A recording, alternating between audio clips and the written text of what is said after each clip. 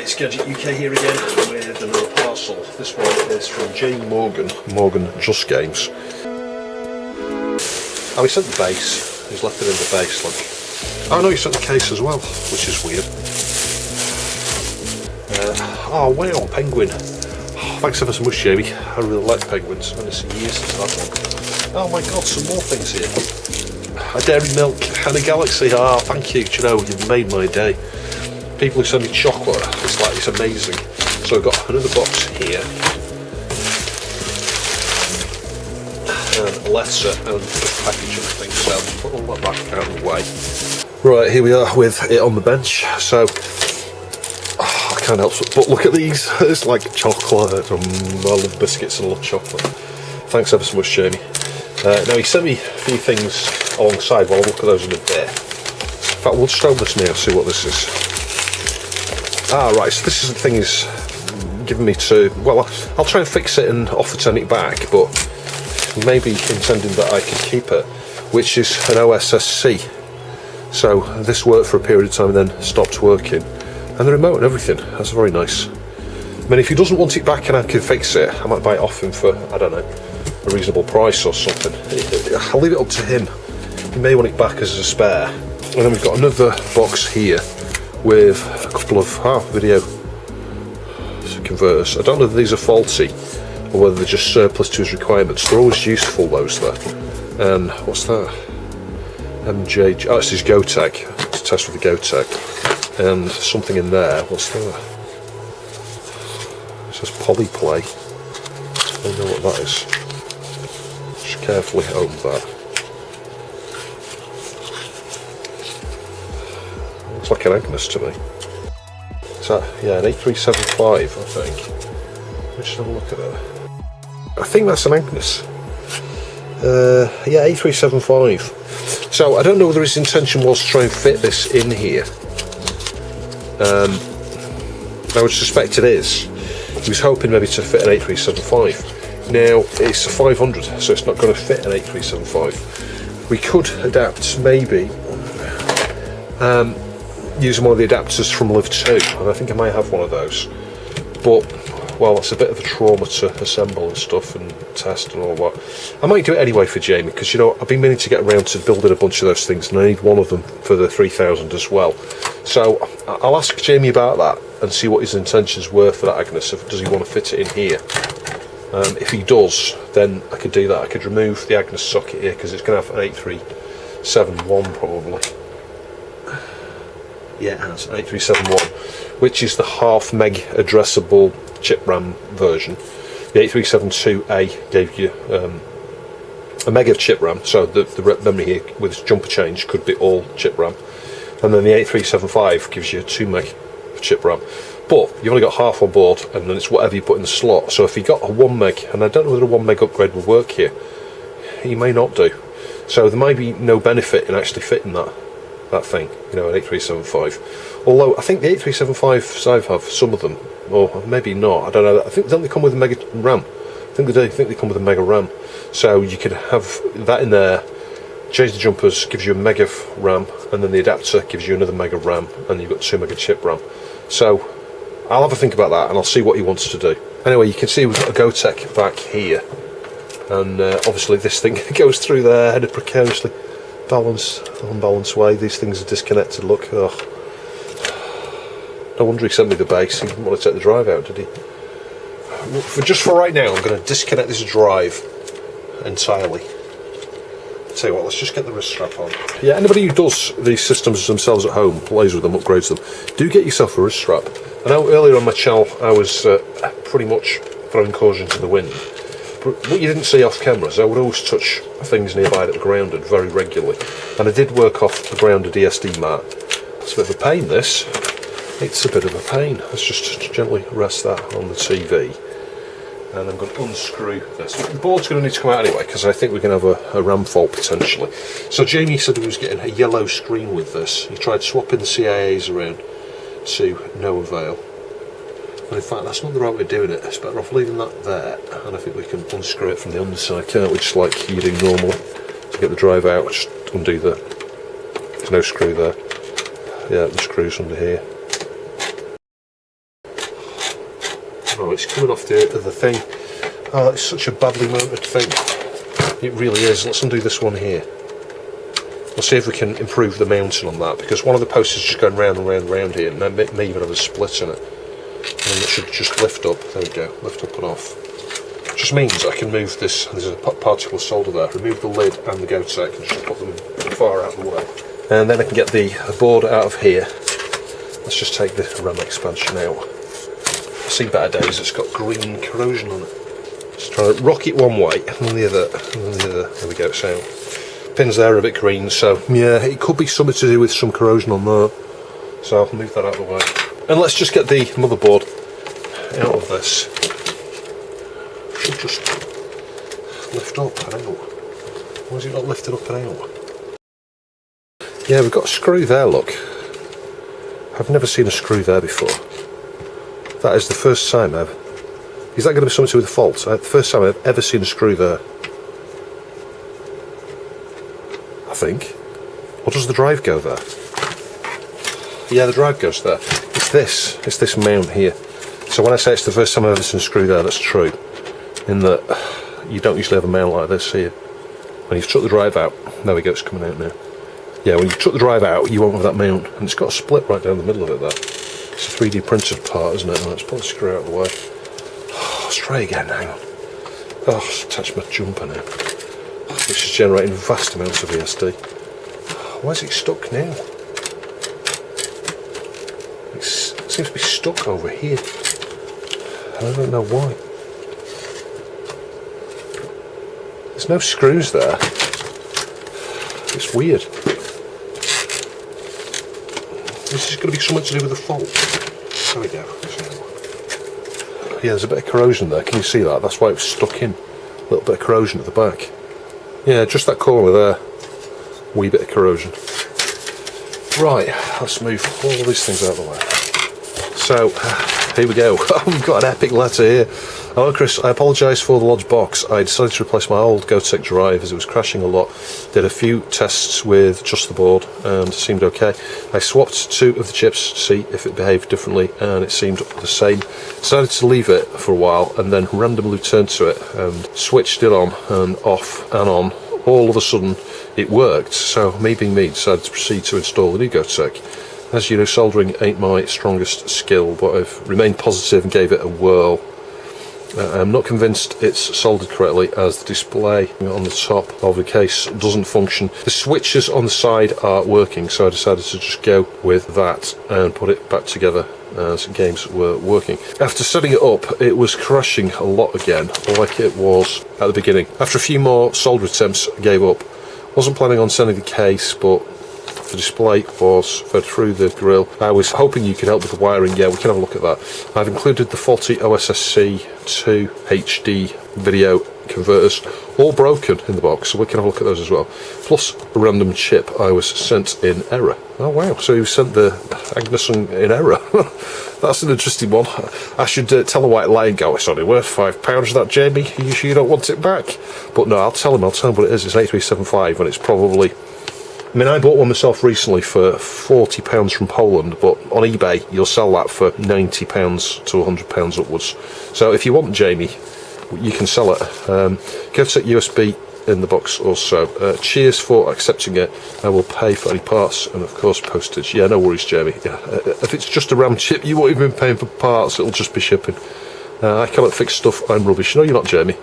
Nobody's rubbish. It's just what you have exposure to, what you push yourself into. Anybody can do it, but do you know, I know what it's like. You've got real life, you're a streamer, your hobby is streaming. The last thing you want to do is get totally bogged down with every single thing, like, you know, modifications and upgrades and repairs. It's not for everybody. You know, everyone's got their own skill set, and Jamie's really good at doing DIY things. Watch his channel, it's like he's often like DIYing his house there, moving things around, fitting shelves, building things, painting things. I'm crap at that stuff. I'm really crap at it. Anyway, let's connect the video up. I've had a quick inspection. I will just double check the CIAs in a minute because it was me that suggested swapping those around, and yeah, he did that. But like, pin 1 is over here on both of those. They're both around the right way. I don't see any pins stuck out. Everything else is looking okay there. So those chocolate bars have caught my eye again while I'm waiting for the TV to come on. Penguin. Better keep those away from my wife. My wife's bound to grab them. That Galaxy looks like her kind of chocolate.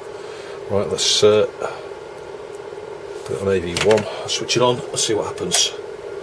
If anything, grey. It's one of these, isn't it? He's not getting a yellow screen. It's all it works. It's the problem of sending things in transit. Put things in the post and then they just work. I wonder why he was getting a yellow screen. Maybe his Gotek was... hang on, it's not the right channel now. Maybe his Gotek was just wired up crazily. Yep, that's working. It's going to be an interesting repair, this, isn't it? Obviously I can test things out a little bit more thoroughly. It may be that he has got some bad RAM here that is giving a yellow screen periodically. So I might need to burn and test this, you know, like run a RAM test, leave it go for a few hours and check back on it. It could have been a loose chip somewhere. Let's just have a squeeze around, switch the power off, check for chip creep. These are the two that he refitted anyway. Yeah, that sort of clipped there, you heard it. And that. Everything's looking fine though. Of course, it could have been the RAM that was causing it. I don't know whether he removed this. He might have tried switching it off. It might be this RAM that's causing his yellow screen. Wouldn't that be ironic? I mean, there's corrosion all over this. We've got corrosion down there. It's obviously had a battery on it in the past. But yeah, it needs a good clean up, that, without a doubt. I bet this was giving him his yellow screen. I bet it was this RAM. Let's just get that in. See what happens with that. Well, first signs are it's worked, but you know there's a difference between plugging and unplugging it like that and testing it without it. And what I mean is you unplug it and plug it back in. You kind of freshen the connections up where there is corrosion. And right now it might be switched off. Let's try that switch in the other position. It'd just be nice if we did see yellow screen or something. Nope, that's working. Right, I connected up Bodge Fix drive there, which was refixed after the 1200 I did for Andrew Littleboy, so that's been fixed twice now. Anyway, let's power that on and see what happens. Hopefully it'll boot from that disk. Booting. Hang on, it's not booting.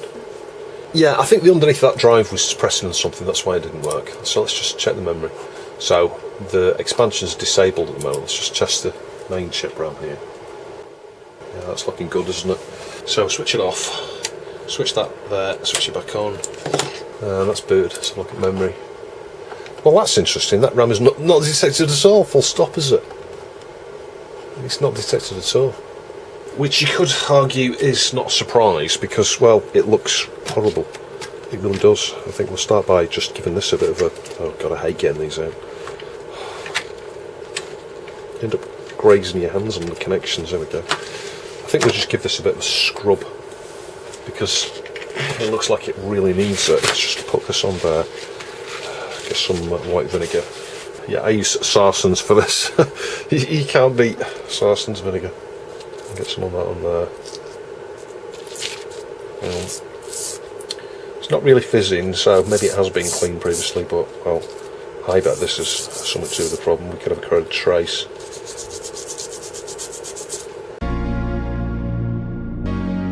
What amazes me is that somebody sold that on eBay as, you know, that Jamie's bought, going, oh, it works, it's a working RAM thing. And it's like, why would you sell it like that?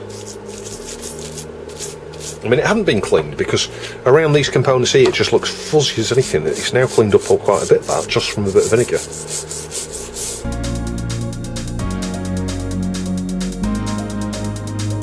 Right, I'll just give that a quick scrub with some IPA. But as I say, I'll ultrasonic it later. I don't want to do that just now.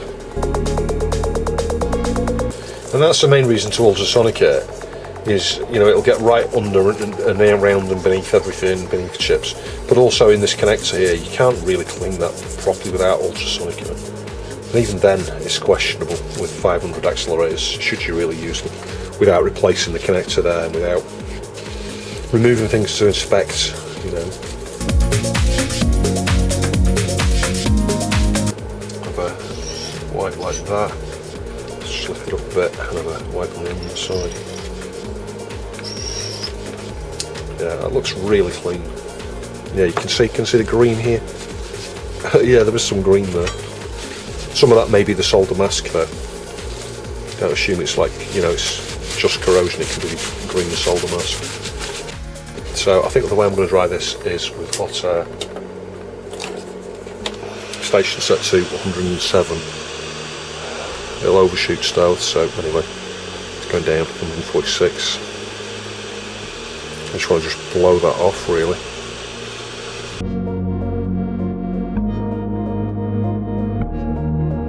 So just for good measure, we get some contact cleaner. I would resolder the solder points on there. Legs on that look awful. Yeah, just try and get it into the front of the switch here. Like that. And just do a bit of switchy switch. It probably does need a new switch. If there is a fault with it, it's most likely to be that switch, to be honest. I mean, looking at it, traces, yeah, they look alright. There's a bit of a balked one here where there was the battery on it. Yeah, sometimes it's worth blowing in there. You can see the moisture that came out when I did that. Let's connect that back up again. Like that. Right, let's go back into there. Still only half a meg, so I'll switch it off with that switch. Try it in the position. It has to have been. Oh, there we go, slow RAM, half a meg, we've got it back. Yeah, so all that RAM's good. Well, at least we've been able to quickly, potentially work out what the original issue was. So I think the only remaining thing really is try and get the Gotek working and then decide if we're going to attempt to do anything with that Agnes. See, the thing is, Jamie might want to keep this stock. I don't really see the point in putting an 8375 in there for 500 stuff. It's just, well, alright, some stuff's going to be a bit easier to load, but Jamie tends to load things from disk, you see. So I think it would make more sense for Jamie to realise the value of the 8375 and eBay the 8375. And I'll be honest, I can ship it for him. If he wants to advertise it, I'll give him the photo for it, and when it ships, I'll post it for him, having tested it, knowing it works, and then at least we're in a situation where I know it works, you know. Or I can test it and then send it back to Jamie and say, I know this is works, I've tested it, you can sell it, and you'll get, 60, 70 quid for it probably, or more. Right, so that's been running quite a while, as you can see, past 194. So I'll clean the RAM board up a little bit more later. Switch that off. I'm now going to attempt to, I'll get the wrist strap on, and then have a look at this Gotek and see if we can make sense of it.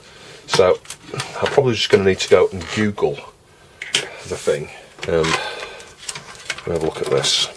So it's interesting, isn't it, the way it's mounted. Some of these things here have come off, the switches or whatever they are here. You'd think it'd be detachable, wouldn't you? It would make so much more sense to have detachable connections, but you might not be able to feed the connectors through these gaps. That might be the issue. Having said that, these DuPonts here have come through okay. I'm tempted to fit DuPonts or something on here, I don't know. Like, instead of having these hard-wired connections. Look at the size of that solder blob there. Jamie did say solder is not ideal, and that's almost shorting on there, that LED. Yeah, I'm not really sure how best to position this for the moment. Let's just put it down a sec. Right, I'm going to desolder these wires here, because you know what, there's a huge blob of solder there. It's like all one big blob. It can't be all joined to the right place there. So I'm just going to pull the red one off.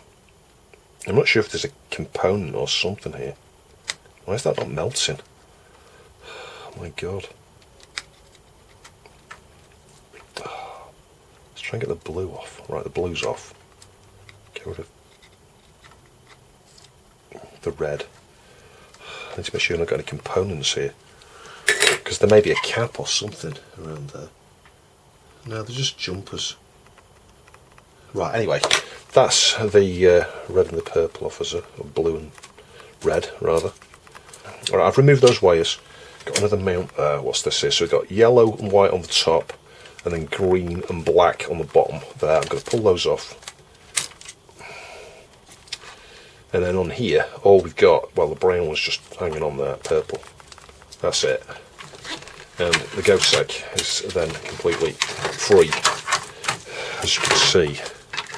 So we've got a screen here. Now see, it can connect to this, look. Yeah. So I'm going to connect the wires back up to here initially, and just test it like that. We'll just move this red LED up off the board as well, just for the moment. You need to straighten up the pins here as well, because some of those are a bit bent. Anyway, I can put the lid out of the way now. Let's deal with that thing in a bit. So, shifting my attention to the Gotek here, the first thing is, look at this here, this is where those wires were joined. Yeah, that can't be good, can it? That can't be good. No wonder it didn't work. Like, that shouldn't be joined there. Look at this, it's huge. Let's, I'm going to try and remove that with the dissolver pump, I think. Hang on. Yeah, I can tell it's lead free because, well, it needs more heat. It's a bit like soldering concrete.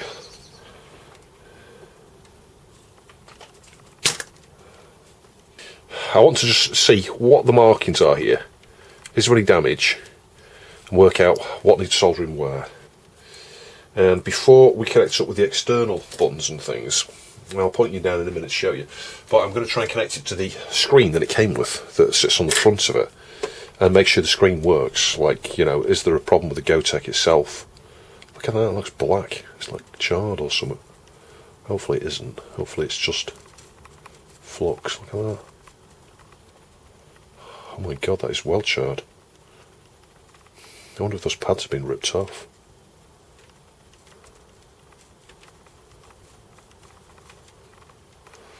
It's not boding well, is it? Let's just have another go here.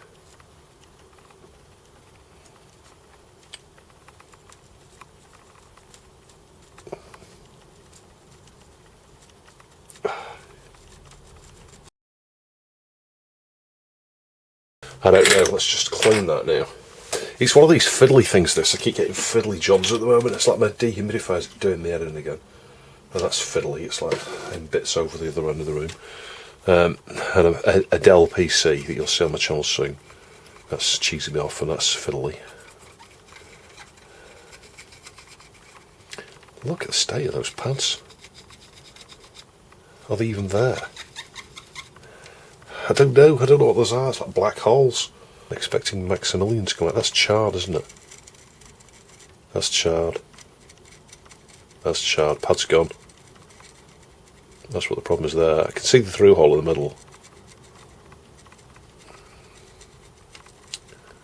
Yeah, so there we go. That's one of the problems. We can fix that though. And that one as well. It's super charred. See, the thing is, I'm not blaming Jamie here. I'm blaming the blooming kit. You know, there's a few issues with this kit that are going to cause problems like this. In other words, it's like, let me just show you the speaker cable as an example. Right, so here's the speaker. Right, so the speaker's in my hand here. Yeah, look at this. Why are they not soldered on? Why are they stuck on with the ponts? Yeah, and then similarly over here. Yeah, why are they, you know, obviously stick them on here and then bend over and stuff. It's nice to have them detachable, but I don't know, it just feels like there should be something better for this, like another 2-pin connector somewhere else just for speaker, marked speaker. So this is a Gotek problem, you know, the actual design of the PCB. Can they not just redesign it and make it a little bit user-friendly? Instead of having just big long strips of things like this where people can get things the wrong way, they can jumper things that aren't supposed to be jumpered, etc. And, you know, things like this here. Why has this not got a pin header on it? If things are supposed to go here, why has this not got a pin header stuck out so that you don't burn the pads off trying to solder wires on? So yeah, there's a few things like that that, like I said, that could be improved on something like this. And these are made in China. It says here made in China by the Gotek company or something, whoever they are. Designed by Gotek in China. So Gotek, if you're watching this, please do those things. Please make sure, well, mind you, it's probably not them that's assembling this board, that's the thing. Whoever's doing it, stick a pin header on there, yeah? Stick a separate pin header for the speaker somewhere that just says a speaker. Because it's always these pins here. Alright, you could probably configure the Arduino or whatever the hell runs this. Not an Arduino, it's a, I'll show you, it's one of those, isn't it? A little, it's an artery one. AT32F. It's a clone, isn't it, I think. The point is, it could be just easier. It's the thing. And look at these LEDs over here, right? Look at the red one. Look how long that legs are on that. Why does it need to be like this? Why does it need to be so long? It's crazy, absolutely crazy. Alright, it's designed maybe to bend right around here and fit out some here somewhere. There must be an easy way to do this though. Right, so next thing I need to do is, because those pads are charred there, we need to have a look at the underside. Because, well, we need to do something with them, because I don't know right now what they need to do. Something goes to them. There was a wire before. I don't know what that wire was. And whether something should be bridged there now in order to get this working. So let's unscrew it from this. Yeah, this has got a display, look. So I'm going to wire it back up to that in a minute. It's 4 pins, and I guess it goes here. 4 pins to 4 pins. You've got to get the pin over the right. But we can't do that until we know what's going on with this here. So if I let's get that speaker's fell off now. Let's get rid of that bloody speaker. I feel sorry for Jamie. There was no chance he was going to get this working in this current position. Yeah, so there's again something charred there on the underside. Yeah, so that pad there does look charred, doesn't it? I won't stay in place.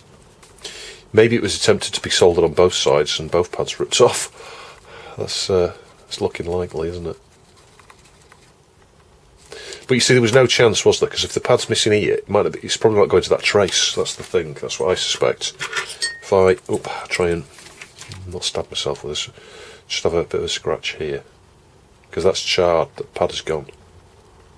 Yeah, which means the trace ends here.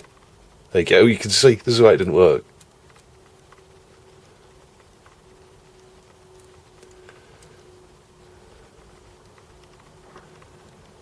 Just scratching off flux and stuff here. It is a bit fluxy. Let's have a bit of a clean around there and see what's left. Well, we know where the damage is there now, so we do need to join that back to that point.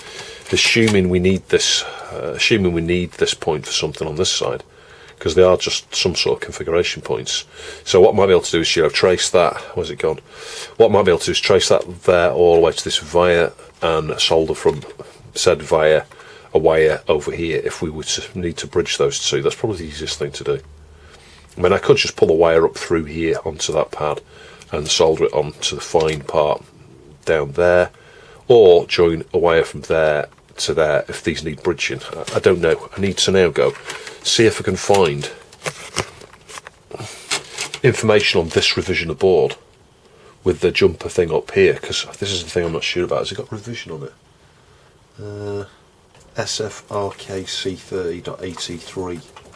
Yeah, it's worth pointing out I consulted this webpage here from Keir Fraser, the chap who developed the flash floppy firmware. It's worth having a look at this. There'll be a direct link down below. It just covers some of the different board variants, because you've got different MCUs. This one has an artery. There are a few different chips on these boards, and the pinouts are slightly different in different places, etc. But it covers things like, how to connect up the rotary encoder, how to connect up various different screens that you can get, etc. So well worth a look. Oh, it's really stressing me out, this, I tell you. There's so many variations of these boards. Anyway, I'm just going to try and work out where ground and 3.3 are. Let me just show you. I've taken the screen out of this. So this thing here, hang on, I can get the probes out of the way, slides in like that behind the screen. So the screen is in front here. So you slide that up and then the screen then slides out as well. So I've got the screen here. I've got some DuPonts on it, 4 things connected. We've got VCC, ground, and then I think data and a clock. We've got 4 pins here. Everything I'm seeing online shows 6 pins here, so I need to work out what the heck is going where here, because I don't trust any of the guides I'm finding online. So regulator, let's see if we can find a, let's have a look. We should have a VCC somewhere here and a ground. That bottom pin there would appear to be 3.3. Let's just have a quick look. Maybe it's not, maybe that's ground. Yeah, that's right. The tab on an AMS117 is 3.3 and its ground is the left, so let's just test where that is. Yeah, so it's ground as the top pin, 3.3 is the bottom. So 3.3 is the bottom, and let's look at this now and go, which one's 3.3? Hang on. And the ground is, according to my colours here, I've got grey. Yeah, there's no logic to the colouring here. I've just, you've gone with whatever cable wound. It's just to test it. Oh god, these are so tiny. So the other two here, we just got a clock and a data. So do you know what? I'm just going to just test it one way and then test it the other, and see what happens. See if we get anything on the display. Oh my god, this is going to be fiddly. I need to pull that back a bit. It's such a stupid design because, well, it's like trying to get into that little gap there to get one of these onto one of those things. You really need thin nose pliers or tweezers. There we go. So the screen should be connected up correctly with respect to power and ground at least. So I can't see it bursting into flames anytime soon. Let's switch it on. Yay, we've got a screen. Flash floppy 3.42. That's nice. I'll switch it off. Right, I've got Jamie's USB stick here. Let's stick this in here. Now if I'm lucky, you might have stuck something on it. And we might be able to use the buttons here, but we might not be able to. It depends on how it's configured, I guess. So let's have a look at that. Adam's family. It's booting. Yay! Hey! So it works. That's a good sign, isn't it? Next, we just need to try and get it back onto its little mount here, into the case, you know, with the alternate display and the rotary encoder and the speaker. So the connections here, I believe, are for the rotary encoder. So that's what we need to fix there. I think what I'm going to do here is fit pin header. That makes sense, doesn't it? Because I can fit the pin header, I can fix it on the underside, and then he's going to be able to detach his cable. Yeah, that's the way I'm going to go with that. Right, so yeah, that's working. Adam's family is still up. I'm now going to get some of this stuff, hang on, cut 6 pins off and fit pin header there. Because they're going to fix it on the underside, can't I? Switch it off. I can fix it on the underside. And we'll just use some more DuPonts. That's going to be the easiest thing. Then no soldering is required. So that's my tip to anybody wanting to follow in the steps of Jamie and fit one of these. Just get yourself some of this 2.54 pitch pin header, yeah, dual row, yeah, and then you can just cut a piece of this off, let's say 6 pins. Yeah, and there we go, pointing at the camera. Do you know, my vision's better since I started feeling a bit better. Let's just try and focus a bit better. Right, let's see if we can unblock these. It takes a long time like that, you can see, because, well, lead-free solder is evil. I don't like lead-free solder.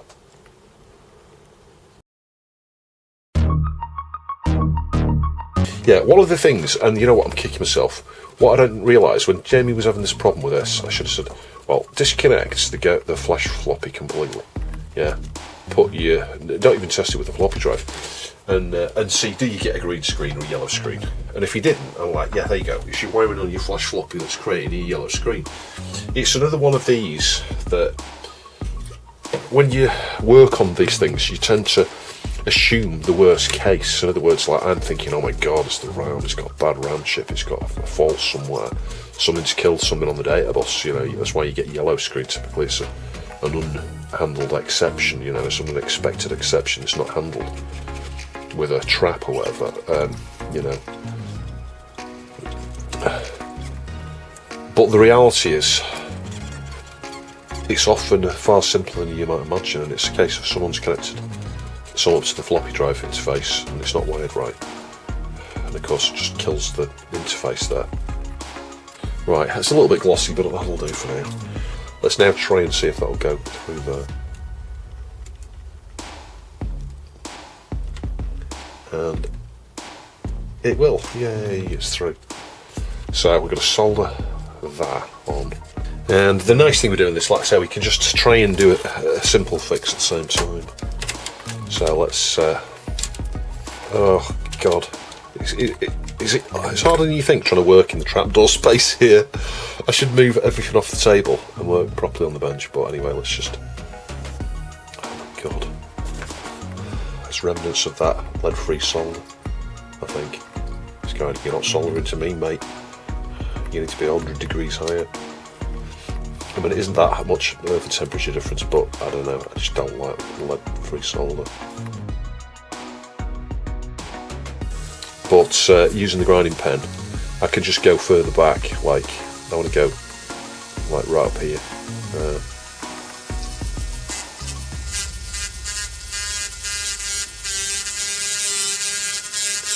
See that solder mask, it doesn't wear off very easy.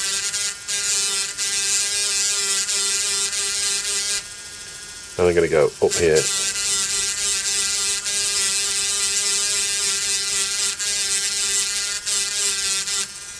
Which may seem ridiculous. Now bear in mind, this pin is not really going to get much stress on it. Yeah.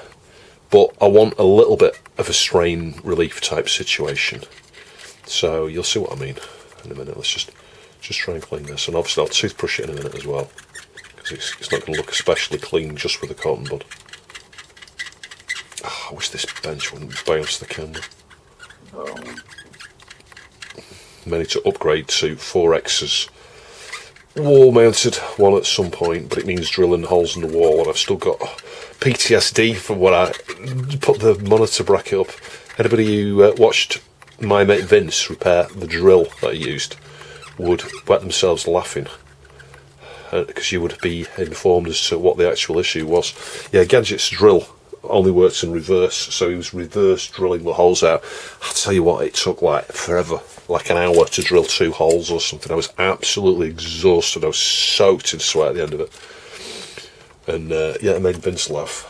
It didn't make me laugh. It made me curse and swear an awful lot is what it made me do. Anyway, I replaced that drill and I sent it to Vince. And then Vince did his usual amazing 5-star analysis of the problem and repair. Yeah, some things I have lots of patience for, and others I just lose my temper, and I'm just like, that's it, that drill's going. So what I'm going to do here now is just strip off a bit of Kynar like this. Yeah, and I'm not suggesting this is going to be easy at all. I think we'll start by maybe wrapping it around that pin, and the way I would do that is sort of wrap, you can't see it, just wrap it around the thing like that to give me a little loop. Hang on. It's one of these where I can't see on earth what I'm doing here.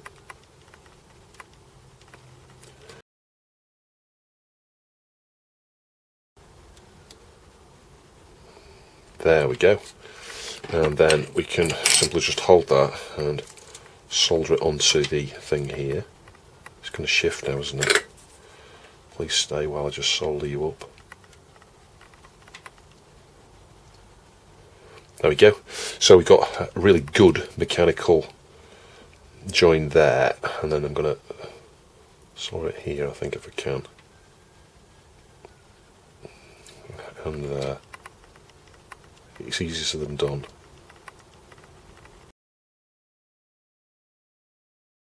This is definitely one of these things that doing on a microscope is far, far harder than just doing it with a magnifier.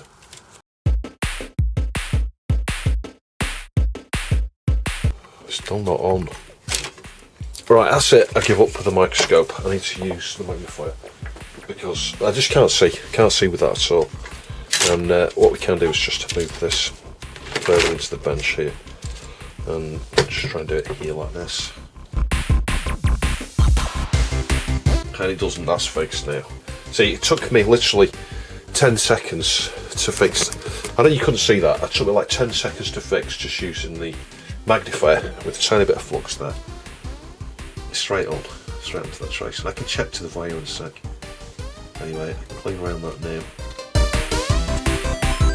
Right, let me just test connectivity. to the wire. It goes like right up here somewhere, so I'm testing from. It's just right where it goes to. Yeah, and it goes to that wire. So that's it, that fix is complete. I could put some UV solder mask on there. If you've got one pin like that, it is a bit loose. Obviously when you wobble the pin from the other side, you could detach it from the trace, but it is joined on 2 places on the trace. But what you could do is, and I may do it, just get a tiny drip of epoxy and stick it just around this solder point base to just try and support it onto the PCB. I don't know. There's many different ways you can fix that, and obviously a more resilient fix would be to go straight from here to the wire with a flexible wire. That's the best thing, but I'm sure that's going to be alright. So now we've done that, I'll test it again just to make sure there's no issue with it, and then we'll start to reconnect it up to the other screen and the rotary encoder. Right, so turning my attention to the stuff on the lid, because this is what we just need to deal with next, isn't it? So the wires here for the screen, aren't they? Hang on, 1, 2, 3, 4. And we got 1, 2, 3, 4. Pins are a bit bent. I'll straighten those pins. Anyway, the first thing is to work out which ones those are. It's these ones on the left here. So it's this lot. Just carefully tip it over without dropping the bleeding thing. There's something interesting going on here. Super glue or something. Move these blooming wires out of the way. And what I'm going to do, I'm going to get them the right length here next to each other. I need to pull out marginally. Like that. There. Now because this is going to clip over there in 2 places roughly, what I'm going to do is I'm going to cable tie, I can't get my hand around, I'm going to cable tie this side. Yeah, you can't see what I'm doing, I've just cable tied it there, yeah, because those are the 4 wires that are used for the screen, yeah. So that's just going to stop them getting pulled all the way through when you pull the lid off, like this. And when obviously you can move it sideways and stuff, they are very tight in there, I have to admit. I don't know how the heck he got those connectors through, to start with. And then the other thing I'm going to do is I'm going to cable tie this in a few places.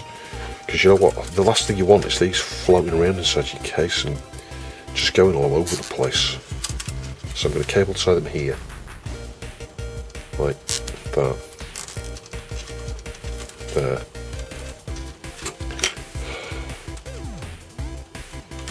These cable ties are like a penny each or something. It's well worth getting yourself a pack of you know, cable ties, and we'll do the same thing at a few places. And if this were mine, I might think of other solutions, like to, I don't know, limit the length of some of these cables or something, solder things directly straight on them, but having them detachable, you know what, is a good idea, isn't it? It can cause you problems when you go in there though and things come disconnected. So I need to, and this is the thing now, try and work out what wire goes where there. I don't know, that's going to be fun. But a similar thing, I'm going to put them here, and cable tie them here maybe. Just give me a bit more flexibility. I'm not going to cable tie on the top side because here they're absolutely wedged in there for some reason. I don't know, let's just get one here. You just cut these off with cutters. If Jamie ever has to take that off, then you can cut them. Anyway, that should be alright. Just wondering what secures this to the Amiga. I mean, it just goes into those little channels and presumably just gets pushed in. It's the sort of thing that could easily get knocked off though, isn't it? So anyway, because this could be quite tight here, I might need to remove that cable tie yet. I mean, it is going to be very tight there. I might need to move the cable tie up, is what I might need to do, like that. And then pull the wires down a little bit, like that. But right now, I need to somehow see that thing down there, this screen. Like, I can't see it. Let's see if we can push those rotary wires through a bit further. Just give me a bit more, there you go, a bit more space. Oh, I've just dropped something on the floor, I don't know what. They're not even marked up. Oh, that's so annoying. It's the most stupid thing ever. And it's hot metal glued into this blooming frame. 0.96 OLED Amiga. I need to Google it, see if I can find a pin out. So I measured on continuity here to the capacitors and found one side of the capacitors connected to the first pin, and I thought that's going to be a ground probably, because the other side of the capacitors doesn't go anywhere, and I thought there must be a V-reg, so the second pin goes to a little 3-pin thing that you can't really see here. tiny little, what I think is a VREG. It must be less than 3.3, it must be 1.8 volts or something like this. And Glenn over on CRG on my Discord confirmed that. I'll show you. Yeah, he's given me a diagram here. Bear in mind it's upside down, round the wrong way, I need to say. If it's, yeah, all upside down the wrong way around, it's not my fault if you get it wrong. But it confirmed those first 2 pins, that when you flip this that way up, that would make the left-hand pin ground, then VCC. Those are the important 2. If you get SCL and SDA, the day and clocks, the wrong way around, it won't matter, it just won't work, and you could just try it the other way. But those first 2 pins, critical. Critical, you get ground and VCC right. So, now I'm armed with that information. I've got to try and remember what I learned about the other one. This is the thing, it's so fiddly, isn't it, when you're trying to disconnect from one to the other. Right, I am losing the will to live working on this. How many times have you heard me say that on my channel? It's true though, this is painful. The connections here, you think, just sticking those on, that'd be easy, yeah? This one here, fluffy as anything, it just falls off and on. So, and I need to fix the connector here, which is, let's be honest here, is quite frankly as irritating as anything. Like, I shouldn't need to disassemble a connector here. And the easy way to do this is you've got to try and lift a little plastic flap here. I might need to use a knife or something to do this. I don't think I'm going to be able to do it with that. There we go. So I need to pull that out, which is proving impossible just now. Hang on. That's it. So I've got that out. I'll try and get the focus a little bit better. Hang on. And then what I need to do is, well, work out what's wrong with it. It just slides off and on the pin too easily. So I think what I need to do is square it a little bit more. Like pull these in here, like that. Pull these in here, like that. I mean, like a gentle press in both orientations a couple of times. Right, let's now try. I can't see what I'm doing. Getting it onto a pin there. I just want to see, does it actually grip now? No, it's just sliding off and on like anything. There's just no grip. I really don't want to have to blooming replace this in such a confined space here. So, you can see the other, here's the other aspect to this. Yeah, they have a little prongy thing here, look. I think that needs pressing down slightly. Like that.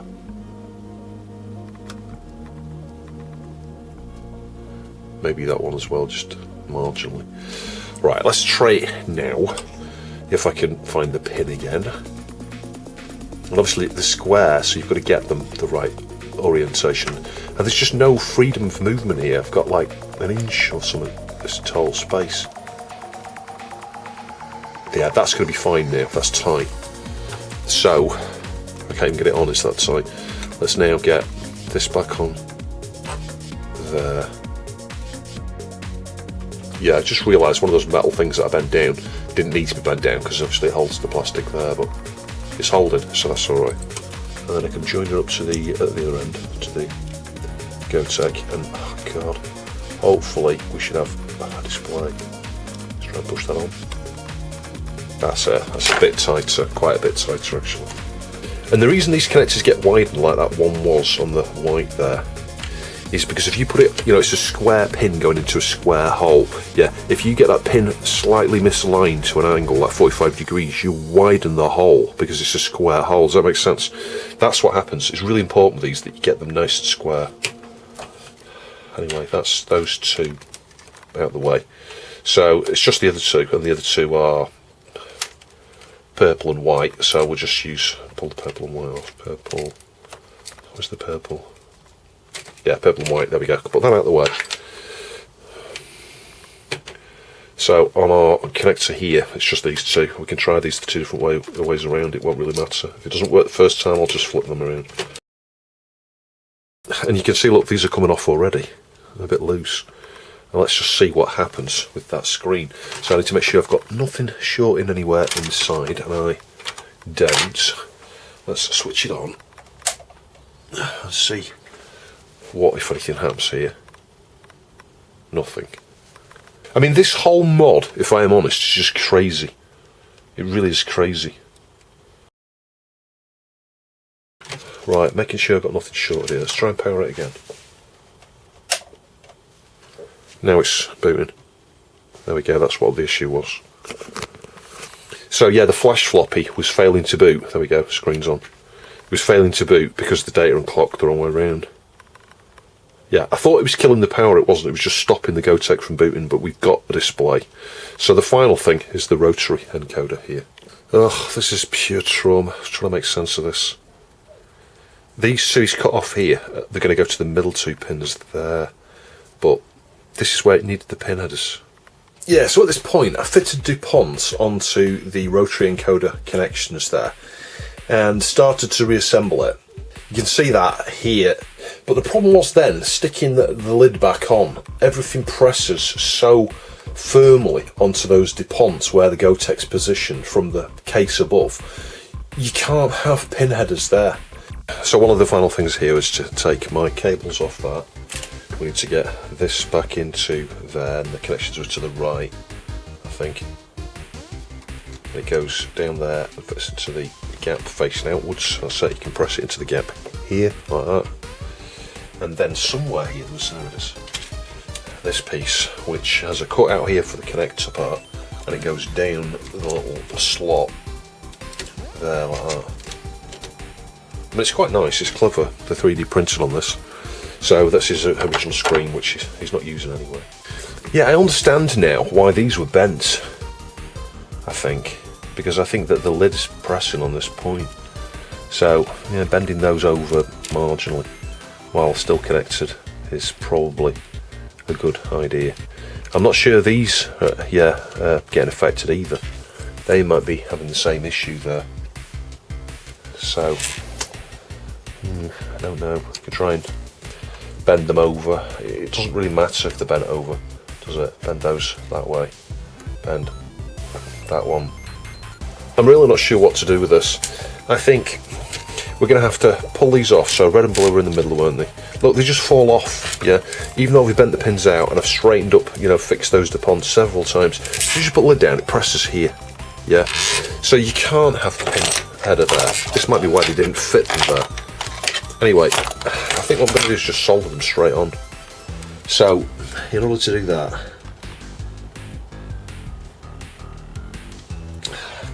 I'm going to solder straight onto these, but what I'm going to do is just bend them right over. So I'm going to bend that one, if I can, hang on, like right down, out like that. Right, that's it, model just complete. It's no longer nice and clean and tidy and modular. No, it's not. It's soldered on, it's bodged on.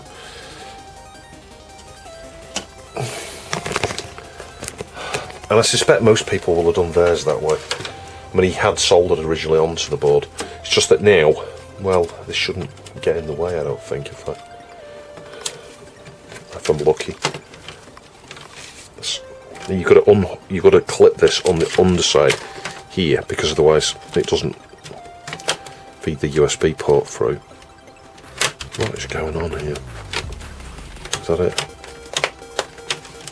It still doesn't feel right at the back here. It still feels like something somewhere there is pressing. It's very hard to see what it is. Oh my god, can't lift it up now.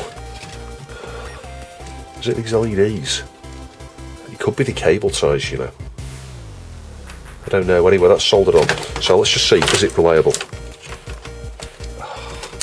Can we get it back together again?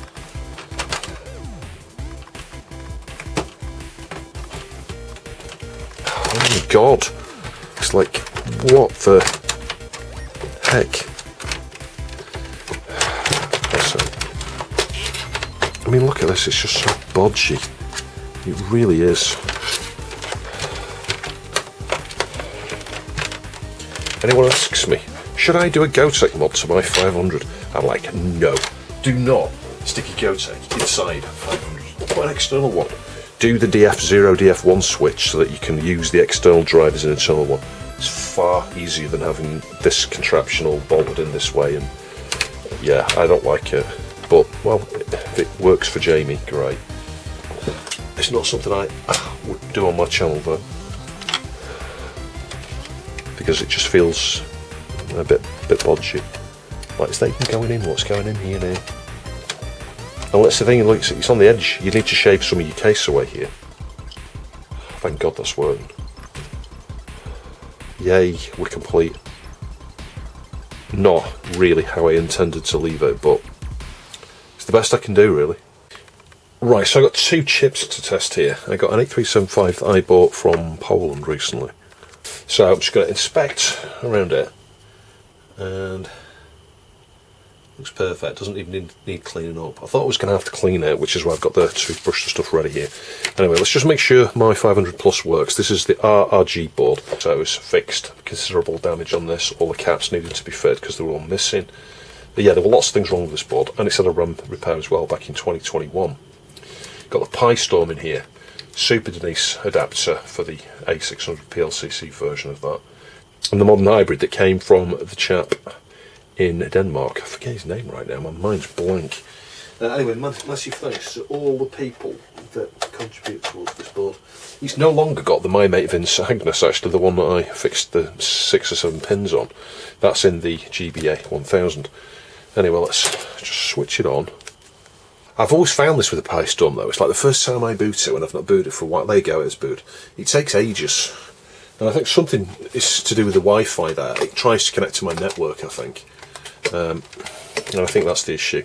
Anyway, let's just plug the mouse in. Just move the cursor around, just make sure it is actually functioning. Yep, there we go. Yeah, I've got the PLCC extractor here. Let's try and get this out without scratching. Sometimes using a screwdriver is easy. So let's just gently press, and there we go, it's coming out pretty easy. That. Put that one down. So this one goes in the same way around there, with pin 1 to the right. It's actually marked there, pin 1.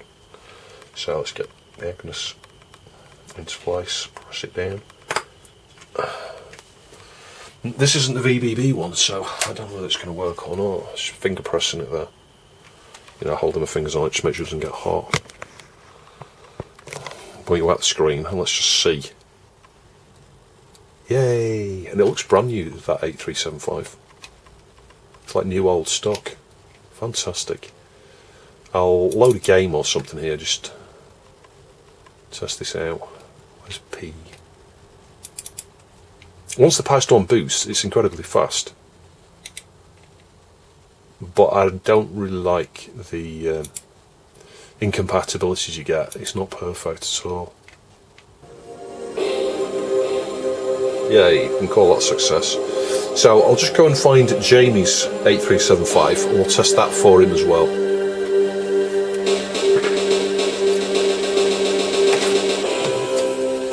Yeah, his is in this little blue box here, I think. Sorry, I knocked the camera. I'll get it out.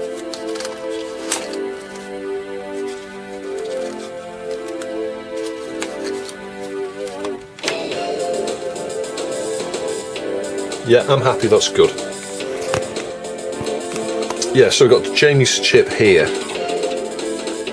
Yeah, the music's crazy there. That's the Pi Storm. Switch it off. That's what I mean about incompatibility. If you want crazy speed issues and strange problems and games not loading at all, the Pi Storm is for you. I think the later Pi Storms, for the 1200 in particular, don't suffer from that. You fix the timing, you know, the issues to do with level/edge triggering, I think, on interrupts. So that one is good. I'll put that away. And the one from Jamie, this is another VBB one, same as mine actually. Mine had a green dot, you'll note that from the beginning. So let's again just inspect around this, just make sure all the pins are straight. Yep, they look good. And from the underside as well. So pin 1 again to the right. Just carefully go over there and in. That socket's not as good as it should be. Well, because things have been in and out, in and out, in and out. I'm going to put fingers on it, wrist strap on. Make sure it's not going hot. Seems alright. I saw the LED there on the Pi Storm, so the Pi Storm's booming. Now let's see if Jamie's 8375 is any good or not. I'm concerned already because we haven't got AV here. Well, there is a dirty pin there. Can you see that? If I just rotate this to the light, can you see how it looks a bit dark? It could just be a dirty connection. So let's put it on there. Let's just get the fiberglass brush. We'll just go around the sides, just briefly, particularly that point there, because that's a bit. There you go. It was a bit grey green.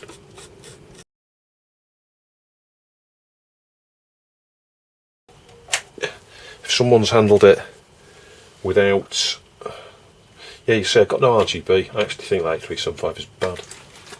Why would someone send him a bad 8375? I don't know. Because we're not getting RGB here. We are not getting RGB. One thought I did have is maybe it's a different revision Agnes than I'm thinking.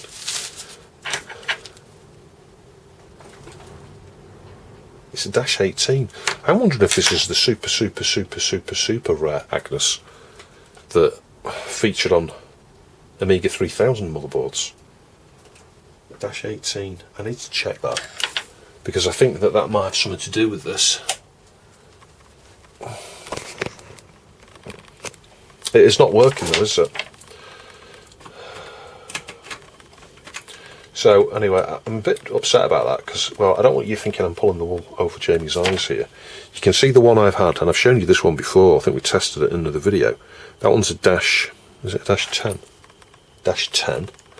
And the one I've just purchased here that I showed you I got from eBay, and I can show you the eBay advert, it matches the style of the logo on that one.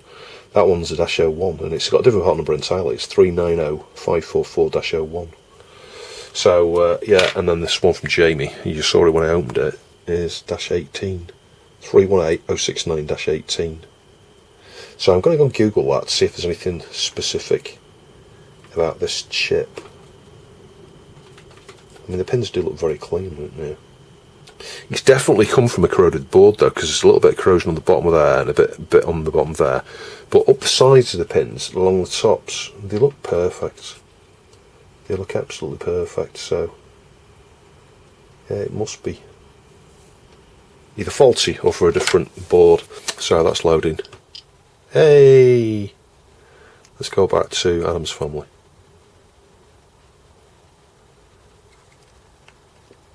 Hey, that worked. I pressed the button and it worked, I think.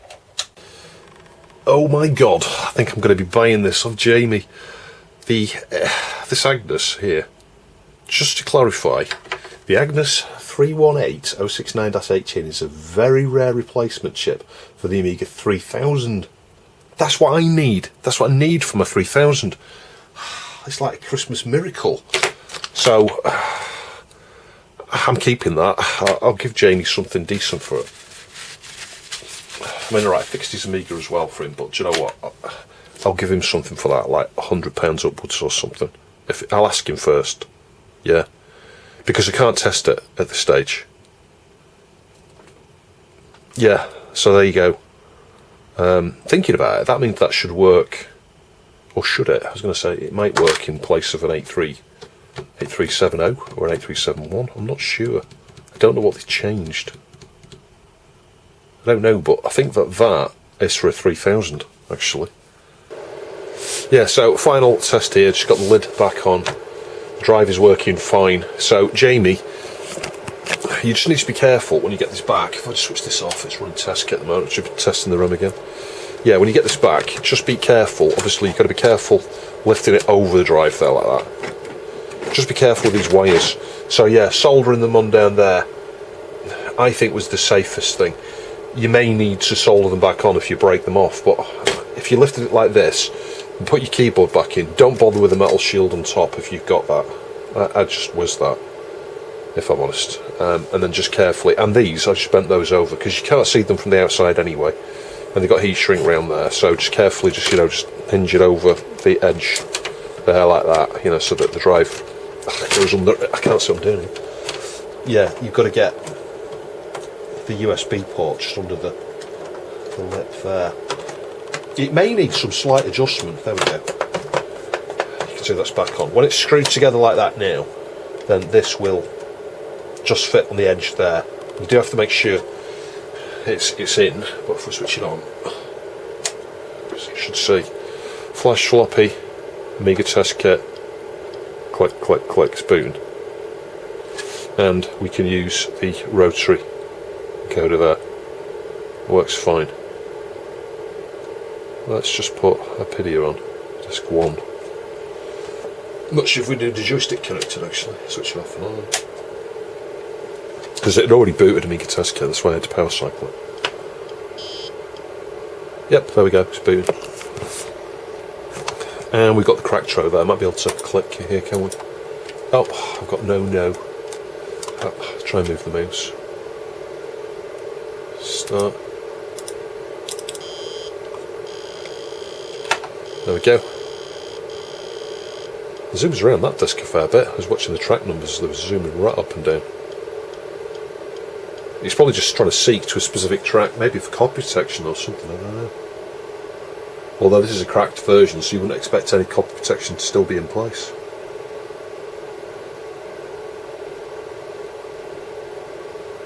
Is that doing anything?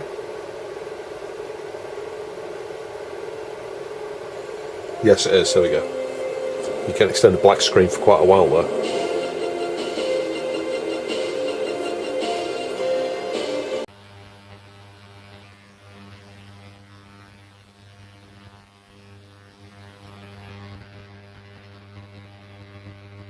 So testing one of Jamie's favourite games here, R-Type.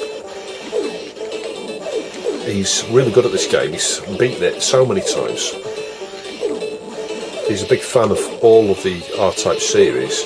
And I love them actually, I love the R-Type games. But I just can't play it anywhere near as well as Jamie. Yeah, I'm using the TF536 at the moment with Jamie's board. With an adapter, just so I don't widen the CPU socket pins.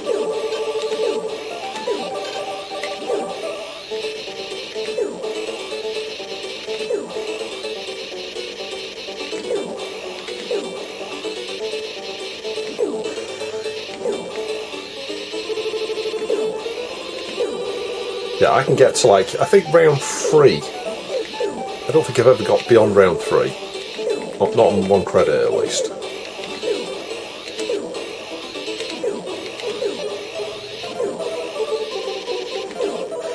The Amiga version's so good, isn't it? It was a really good port. There was supposed to be a new Mega Drive version coming out, wasn't there? I've seen a few demos of that. Look, I'm dead already. Yeah, the Mega Drive version looks really cool. I'm just not sure what's happened. It seems to have paused a little bit in development. I was kind of expecting it to be out already.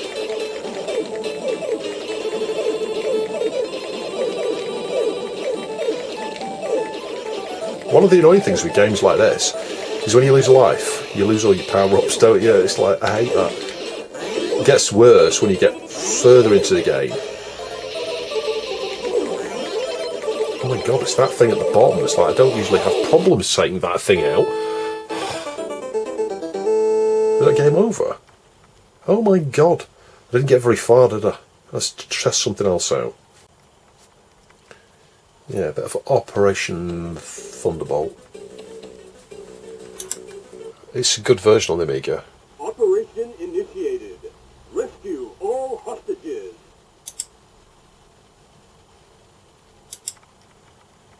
Gather intelligence information. I'm hoping a version of this comes out on Mister. Yeah, the mouse is quite hard to use on this table, so I might not play very well, but... Yeah, I always thought that this particular game in the series plays a lot better because it just feels a bit more balanced with the enemies. So if you played the first game, Operation Wolf, it looks and sounds amazing on the Amiga, but I don't know what Ocean were thinking when they developed it, because there's just no balance at all. It's so insanely difficult. You can't generally get off the first level without completely dying every time. And the game, of course, only gets harder as you get further into it. Whereas this game feels a wee bit more balanced, although the second level I find quite hard. Sorry, is it the third one? Yeah, the next one where you scroll from right to left on this, I think it's level 3, isn't it? But this round, yeah, isn't too bad.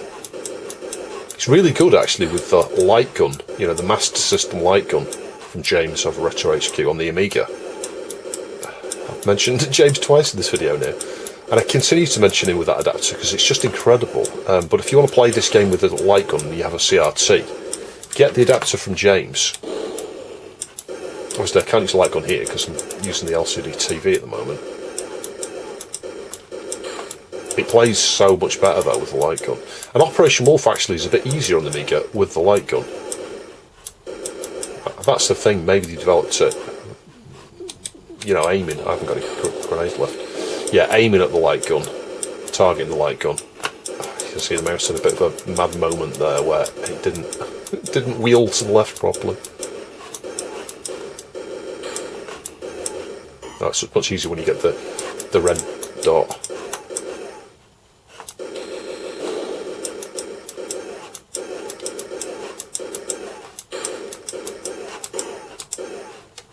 You almost get to the point where you can single shot them when you've got the red dot. Oh, he was a bit extreme left.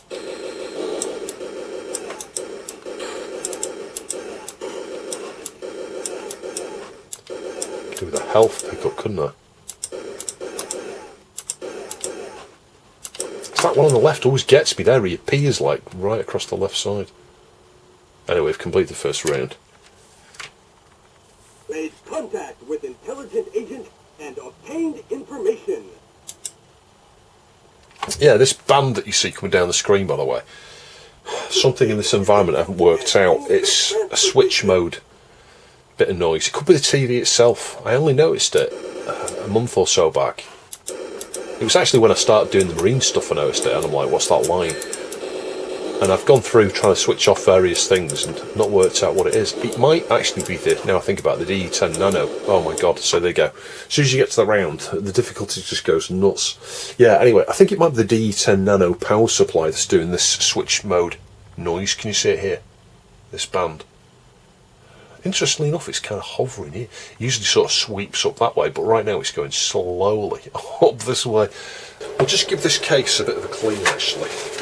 I mentioned that actually when Jamie showed this on his channel. I'm like, that 500 just needs a bit of gentle wipe with some cleaning materials and some like brownish marks here. It's like tea spills. Not a lot, just tiny marks.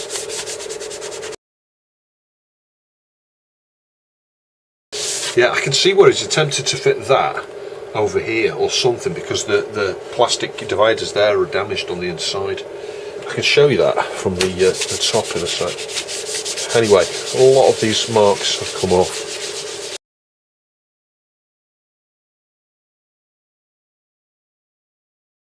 I'm just trying a tiny bit of bicarb soda here. So I've got some wet soapy water there. Just going to dab that in there. And just one or two of these marks, like there's one there that wasn't coming off. Yeah, that's got it, I think. And there's like a couple here. I don't know whether you can see them. Maybe if we get a bit of extra light on it, you might be able to see just a bit of discoloration there.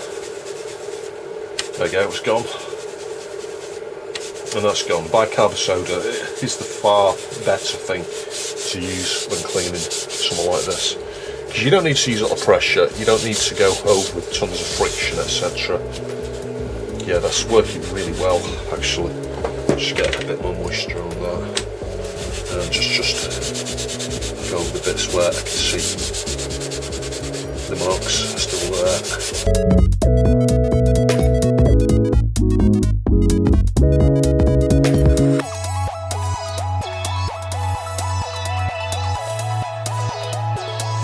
Yeah, I'll just try and point out that damage I was talking about here. Can you see?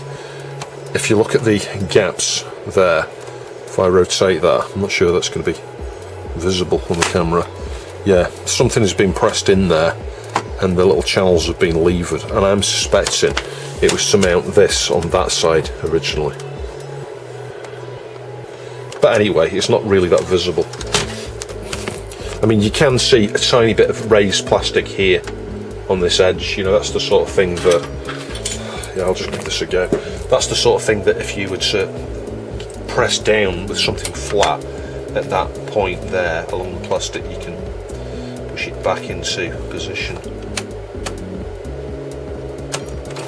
And that's done it, actually. Pretty much, that's pretty much back in position. All we've done is just press that plastic edge that was being forced out that way back into its original shape. There we go. Yeah, it's hardly visible that there. You could, for argument's sake, just do a little bit of that there as well, just pressure.